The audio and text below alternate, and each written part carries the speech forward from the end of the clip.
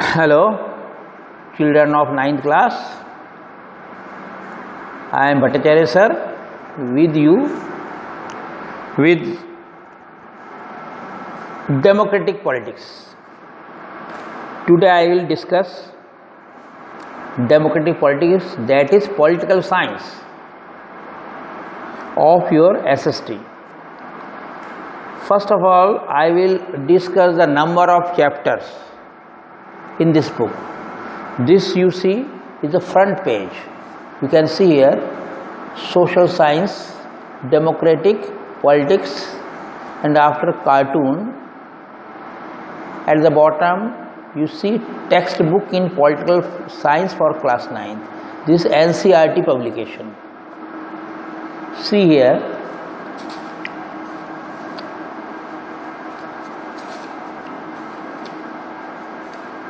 you will get the contents.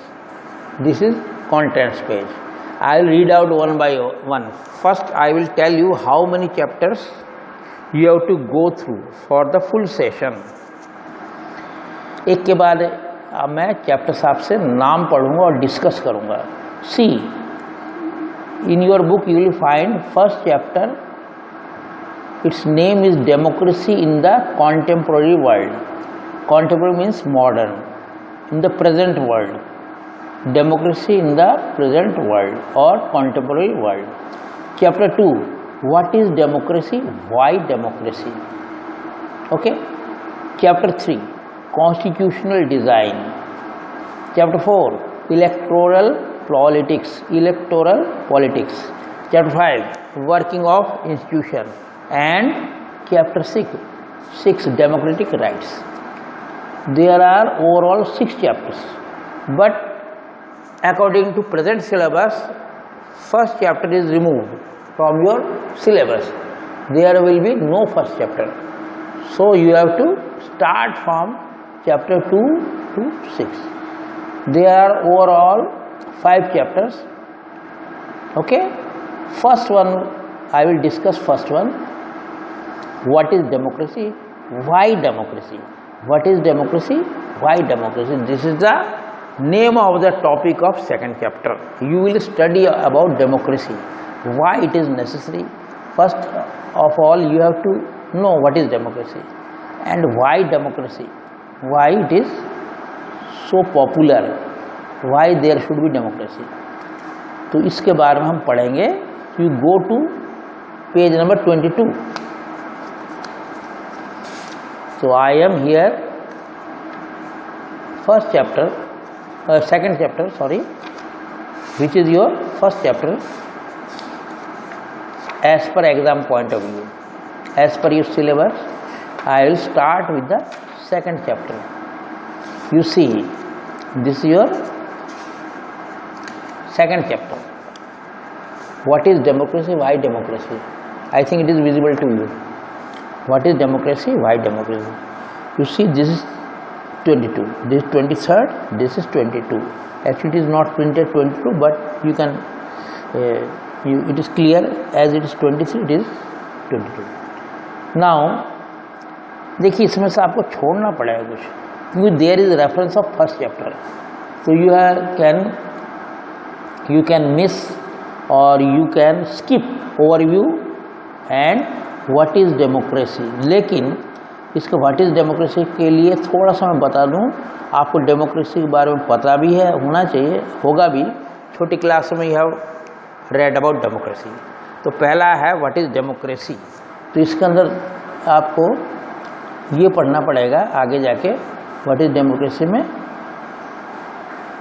How will you define democracy, why define democracy. Okay, तो ये मैं आपको बताऊंगा क्या डेमोक्रेसी होता है. तो यहाँ पे आप स्किप कर सकते हैं. You can skip here.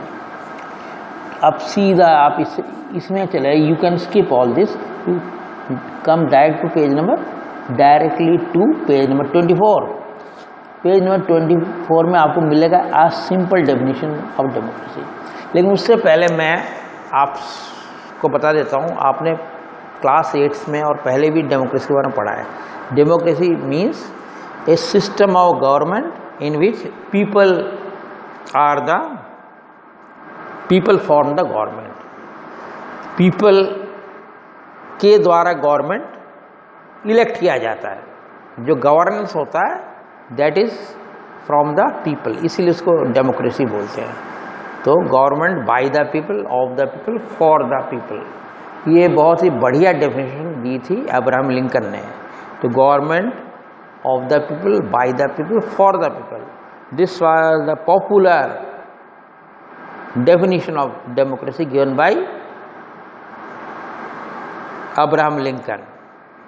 लेकिन थोड़ा मैं और आपको बता दूँ डेमोक्रेसी के बारे में। सिंपल डेफिनेशन आपको पेज नंबर 24 में मिलेगा।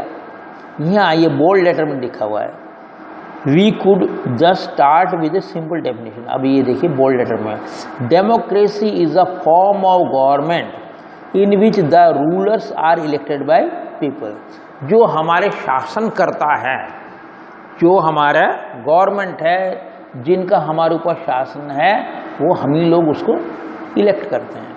ठीक है, ये देखिए इलेक्टेड वर्ड है, वो हम ही लोग चुन के भेजते हैं हमारे शासकों को, हमारे रूलर्स को हम ही लोग उनको चुन के भेजते हैं। ये है डेमोक्रेसी डेफिनेशन। थोड़ा सा आप यहाँ थोड़ा सा मैं आपको थोड़ा सा ये बता देता हूँ। नॉन डेमोक्रेटिक गवर्नमेंट ऐसा भी है कि खाली डेमोक्रेसी नहीं है, होती और भी कुछ हो सकता है, जो कि आप पहले सुनते होंगे मोनार्की होती थी, आपने रेड बिफोर ऑल्सो। राजा का शासन होता था, जैसे एक राजा होता था, फिर जब वो पूरा उसके हिसाब से ही पूरा चलता था, वो अच्छा होता तो प्रजा सुखी रहती थी, वो अगर ख़राब होता था तो प्रजा दुखी रहती थी। उसका अपना वो वीक भी हो सकता है, स्ट्रॉन्ग भी हो सकता है। तो ऐसा बहुत इतिहास में राजाओं के बारे में आपको मिलेगा। उसको उस सिस्टम का तो मोनार्की, तो मोनार्की सिस्टम तो लगभग ख़त्म हो चुका है। इस टाइम में वर्ल्ड में मोनार्की लगभग ना के बराबर है। मोनार्की है कुछ देशों में है। इफ़ यू गो, अगर आप ओमान का नाम सुना है, ओमान ये आपका गल्फ़ का स्टेट है, वहाँ आपको मोनार्की है, वहाँ का राजा है, शासक है। एनीवे, तो बहुत ही फ्यू आपको मिलेगा, बहुत ही कम मिलेंगे गवर्नमेंट जो कि मोनार्की हैं। और फिर आपको डिक्टेटर भी पढ़ा है, वो भी लगभग ख़त्म हो चुका है। डिक्टेटरशिप भी मिलेगा आपको, एक आदमी जहाँ पूरा होता है शासक, उसी के हिसाब से चलता है, वो जो कह दे वही सही है, उसी के हिसाब से चलता है। पीपल का कोई से नहीं होता, कभी पूरा ग्रुप भी होता है, कई तरह के होते हैं। ग्रुप हो सकता है, मिलिट्री ऑर्गेनाइजेशन हो सकता है, तो उसको मिलिट्री कहते हैं, मिलिट्री रूल कहते हैं। लेकिन वो भी डिक्टेटरशिप का ही एक जैसे फॉर्म ऑफ डिक्टेटरशिप, पूरा एक कहते हैं एक ग्रुप होता है लीडर, उनके हिसाब से चलता है।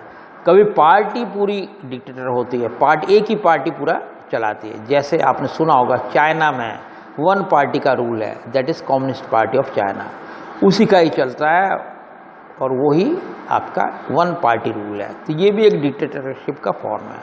Monarchy, dictatorship, several form of dictatorship, ये सारे हैं आजकल। लेकिन फिर भी डेमोक्रेसी ज़्यादातर जगह डेमोक्रेसी है वर्ल्ड में आजकल। और डेमोक्रेसी का सिंपल डेफिनेशन है, where people of the country are govern or ruled by the people themselves. People ही अपना चुनते हैं, इलेक्ट करते हैं अपने गवर्नमेंट का। ये है आपका। तो कुछ आपको नॉन डेमोक्रेटिक गवर्नमेंट के बारे में समझाया जाएगा आगे। This is a useful starting point, ये बहुत ही स्टार्टिंग पॉइंट, इसको 24 में हूँ मैं, आप भी देख सकते हैं। This is a useful starting point. This definition allows us to separate democracy from forms of government that are clearly non-democratic। देखिए बहुत से गवर्नमेंट नॉन डेमोक्रेटिक होते हैं, तो ये जो डेफिनेशन है इससे हमें एक डिमार्केशन मिल जाता है, हम अलग कर सकते हैं डेमोक्रेटिक नॉन डेमोक्रेटिक गवर्नमेंट को, democratic non democratic system of governance को we can clearly separate them. देखिए यहाँ पर एक बात रही म्यांमार, आपने पढ़ा है Myanmar. Myanmar is neighbouring state of India, जिसको हम पहले बर्मा कहते थे। एक बहुत सुंदर एग्जाम्पल है, वहाँ के रूलर आर्मी रूलर्स थे। The army rulers of Myanmar are not elected by the people. वो थोपा गया है, आर्मी रूलर्स वहाँ बिना इलेक्शन के, बिना उसके आगे ठाडा जोरी से आगे ज़बरदस्ती आगे और उन्होंने पीपल पे राज करना चालू कर दिया। तो आर्मी रूल है, वो भी एकदम से मिलिट्री कह लो रूल या आर्मी रूल कह लो, वो भी एक नॉन डेमोक्रेटिक और कुछ हद तक इसको हम कह सकते हैं डिक्टेटर। यहाँ ग्रुप एक डिक्टेटर है, दैट इज म्यांमार में एग्जाम्पल है। दोज था वैसे military are not elected by people, तो ये इलेक्टेड बाई पीपल नहीं है। और those who happen to be in control of the army become the rulers of the country. जो आर्मी थे, आर्मी जब उनके उसमें थे कंट्रोल में, जिनकी आर्मी थी, तो वो क्या हो गया, वो कंट्री के रूलर्स बन गए। तो मतलब इसका ये हुआ वो ज़बरदस्ती बन गए। आर्मी के हेड तो ताकत तो होती है, आर्मी के पास ताकत होती है, उन्होंने सब कुछ हटा दिया, अपने आप खुद शासन करने लगे पीपल के ऊपर। तो पीपल के अपने द्वारा सिलेक्टेड नहीं थी। ये एग्जाम्पल म्यांमार का है, जो कि इंडिया का नेबरिंग कंट्री है। You can see in the map of India या मैप ऑफ एशिया या मैप ऑफ वर्ल्ड, आपको मिलेगा म्यांमार नेबरिंग स्टेट है, जिसका कैपिटल का नाम यंगून है। पीपल हैव नो से इन दिस डिसीजन, पीपल से मंजूरी नहीं ली गई कि भाई आप किसके द्वारा आप रूल्ड होंगे। तो डेमोक्रेसी में पीपल की मंजूरी होनी चाहिए, बट यहाँ पर ज़बरदस्ती इन लोग शासन करने लगे। वहाँ के जो मिलिट्री या आर्मी के रूलर्स थे उनके ऊपर ज़बरदस्ती थोपी गई गवर्नमेंट है। डिक्टेटर्स लाइक पिनोशेट, ये आपके फर्स्ट चैप्टर में है। पिनोशेट डिक्टेटर थे जो कि सिंगल आदमी था, जो कि पिनोशेट जिसका नाम था वो चिली का था। चिली कहाँ पर है आप, चिली आपको अगर देखेंगे एक बहुत ही इसका मैप है जो गरीब है। इट्स मैप इज लाइक आपको केरला की तरह मैप है, इंडिया का केरला का जैसा ना पतली सी एक मिर्ची की तरह है, इसलिए इसको चिली बोला जाता है। जैसे मिर्ची पतली होती है ना, चिली होती है, लेकिन स्पेलिंग इसकी CHILE है, ना कि CHILLY है। चिली है CHILE, एक बहुत ही पतला सा उसका मैप है। और जो कि आपको अगर आपको देख सकते हैं, कई बच्चों को मालूम भी ज़रूर होगा आपको, Chile lies in South America. South America में चिली है पड़ता है और वेस्ट कोस्ट में है। एक आपका कोस्टल कंट्री है, कोस्टल एरिया में लाई करता है, पतला सा उसका मैप है, जैसे कि आपका केरला है कोस्टल स्टेट है, उससे चिली जैसा उसका मैप है। एनीवे, चिली की जो कैपिटल है उसकी नाम सैंटियागो है। बर्मा की जैसे आपका म्यांमार की यंगून है, उसे चिली की the name of the capital of Chile is Santiago. उसके बारे में इसके यहाँ पर भी इन लोग इसका शासन हो गया था ज़बरदस्ती, इसने ऊपर सबको वो करके यहाँ पे डेमोक्रेटिक गवर्नमेंट हटा के खुद इसका शासक बन गया था। इसके बारे में फर्स्ट चैप्टर में जो कि आपका सिलेबस हट गया है, उसमें आप पढ़ सकते हो, आपकी इच्छा हो खाली समय पढ़ लीजिए। फर्स्ट चैप्टर में दिया हुआ है कैसे वो रूलर बन बैठा और नॉन डेमोक्रेटिक। तो दो एग्जाम्पल मिल गया आपको, पिनोशेट का मतलब चिली का, उससे पहले म्यांमार का। They are the non democratic setup government. You में से this is always dictatorship type of government. तो डिक्टेटरशिप यहाँ एक आदमी की थी चिली में, और जो आपकी पूरी ग्रुप का था, आर्मी का था किसमें, म्यांमार में। This also applies to monarchy. Monarchy भी है, मोनार्की कहाँ है, जैसे नेपाल में, जैसा को बताया था, सऊदी अरबिया में। अब आपको मैंने पहला एग्जाम्पल बताया था ओमान का है, यहाँ पर राजा का शासन चलता है। नेपाल में तो खैर अब कम हो गया और डेमोक्रेसी आ गई है, लेकिन Saudi Arabia and your Oman आपका गल्फ का कंट्री, देख लेना मैप में ओमान मिलेगा। सऊदी अरबिया और गल्फ में ही चलता है अभी।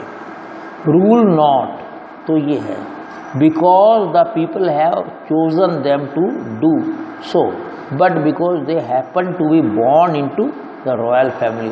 वो राजा इसलिए नहीं हुए कि लोगों ने उनको चुना है, बल्कि वंश परंपरा के हिसाब से राजा हुए। एक जैसा उन्होंने पढ़ा है डिनेस्टी के हिसाब से चलता है, जो मोनार्की चलता है वो डिनेस्टी के हिसाब से चलता है। जैसे एक आपने पढ़ा होगा पिछले मुगल डिनेस्टी, लड़का राजा होता है, फिर उसका लड़का राजा होता है, इसके अंदर कोई पीपल का से नहीं होता। दे आर नो से of people, they become monarch, एक के बाद एक के बाद एक, क्योंकि वंश परंपरा, चाहे वो अच्छा हो बुरा हो, उसको हमें स्वीकार करना पड़ेगा। एक हमारी मजबूरी है मोनार्की में, लेकिन हमारे डेमोक्रेसी में ऐसा नहीं है। अगर हमारे पसंद सरकार नहीं हो, we can change the government. एक बहुत बढ़िया एक प्रोविजन है, इनके यहाँ पर कोई चारा नहीं है। Non democratic government, there is no option, we have to accept whether it is bad for the people और good for the people, we have to accept it. लेकिन डेमोक्रेसी में ऐसा नहीं है। डेमोक्रेसी अगर बैड फॉर द पीपल है तो 5 साल के बाद हम उसे गिरा सकते हैं, हटा सकते हैं, अगर वो अपने उस पर खरा नहीं उतरता है। If it is we are not satisfied with the working of the government, we can also change by some other party। ये होता है डेमोक्रेटिक सेटअप में। पीपल का चलता है, बाय इलेक्शंस होते रहते हैं और पीपल का चलता रहता है। तो आपको 3 एग्जाम मिल गए नॉन डेमोक्रेटिक के। क्या क्या? चिली, म्यांमार और आपका नेपाल, सऊदी अरेबिया, ओमान, ये आपका नॉन डेमोक्रेटिक गवर्नमेंट है। You have got that idea. फिर आगे चलते हैं। The king chosen them to do so but because they happen to be born into the royal family. ये तो हो गया। Royal means kingly, king's family, as they are born, क्योंकि वंश परंपरा चल रही है तो इसलिए वहाँ मोनार्की वंश परंपरा चलती है। This simple definition is not adequate. छोटा सा डेफिनेशन पूरा नहीं है डेमोक्रेसी समझने के लिए। डेमोक्रेसी एक वाइडर सेंस में देखना चाहिए। तो बहुत ही छोटा डेफिनेशन है, हमको और कुछ बातें समझनी पड़ेगी। It reminds us that democracy is people's rule. बस यही है, डेमोक्रेसी में पीपल्स रूल होता है। But if you use the disease definition in an unthinking manner, you would end up calling almost every government that holds an election a democracy। लेकिन अब हम अगर वैसे ढंग से देखा जाए, ऊपर से देखें, तो लोग बाग यही कहलाने की कोशिश करते सब लोग कि भैया हमारी डेमोक्रेटिक गवर्नमेंट है।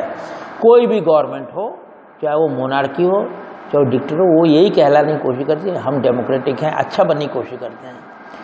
तो कुछ हमें उसके अंदर वो भी देखना पड़ेगा, क्लियर कट डिफरेंस भी देखना पड़ेगा। What that would be very misleading. इससे क्या लोग हम मिसगाइड हो जाएंगे, हम मिसलीड हो जाएंगे। Because they will try to tell us, they will try to ये जोर दे के कहेंगे हम भी डेमोक्रेटिक है। तो हमें उसको देखना पड़ेगा कि डिक्टेटर लोग, मोनार्की वाले लोग अपने आप को डेमोक्रेटिक नहीं कह रहे हो, क्योंकि वो डेमोक्रेटिक बनने की कोशिश करेंगे। हमें पता होना चाहिए व्हाट इज़ डेमोक्रेसी, हम मिसलीड नहीं हो जाए उनके द्वारा। तो हमें पता होना चाहिए what is democracy. As we shall find out in chapter 4। Chapter 4 में आपको मिलेगा every government in country world wants to be called democracy even it is not so. हर गवर्नमेंट यही चाहेगा कि हम डेमोक्रेसी कहलाएं। जैसे चाइना में भी देखा होगा आपने, वो भी डेमोक्रेटिक कहलाना चाहती है, लेकिन असल में वहाँ 1 पार्टी का रूल है। ऐसा नहीं है कि डेमोक्रेसी सब जगह है। तो चाइना इज बेस्ट एग्जाम्पल। वो अपने आप को डेमोक्रेटिक कहलाना चाहती है, लेकिन वो असल में है नहीं। वहाँ पर 1 पार्टी का रूल है, कम्युनिस्ट पार्टी ऑफ चाइना। इस तरह से जैसे ही आपका सुना होगा, थोड़े दिन पहले आपका भी सुना होगा, नॉर्थ कोरिया में भी है, वहाँ भी एक डिक्टेटरशिप है, तो वहाँ भी कम्युनिस्ट पार्टी का रूल है।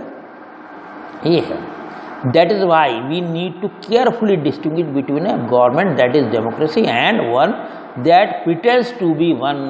हाँ, एक हमें डेमोक्रेसी, असली डेमोक्रेसी और नकली डेमोक्रेसी, जो कि अपने आप को दिखाना चाहती मैं डेमोक्रेसी को, दोनों में अंतर ढूंढना पड़ेगा। हमें दोनों में डिस्टिंग्विश करना आना चाहिए, विच इज़ डेमोक्रेसी और जो अपने आप को डेमोक्रेसी कह रहे हैं लेकिन वाकई में है नहीं।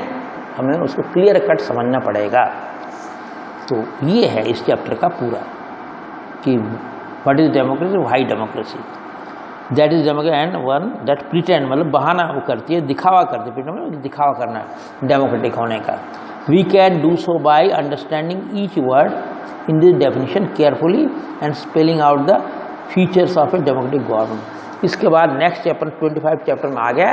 26 पेज में हम देखते हैं फीचर्स ऑफ डेमोक्रेसी, आपको मिल जाएगा। फीचर्स ऑफ डेमोक्रेसी में आपको डेमोक्रेसी में मिल जाएगा आपको। That I will start tomorrow. तो for today I am stopping my discussion. तो 26 वे से हम आप आ जाइए और फीचर्स ऑफ डेमोक्रेसी हम 26 पेज से चालू करेंगे, आगे चलता रहेगा हमारा। ओके, तो ये आपका आज मैंने स्टार्ट कर दिया पहला लेसन और आगे डीप में पढ़ाएंगे, कल से पढ़ाएंगे 26 पेज से। Okay, goodbye, have a nice day. Okay.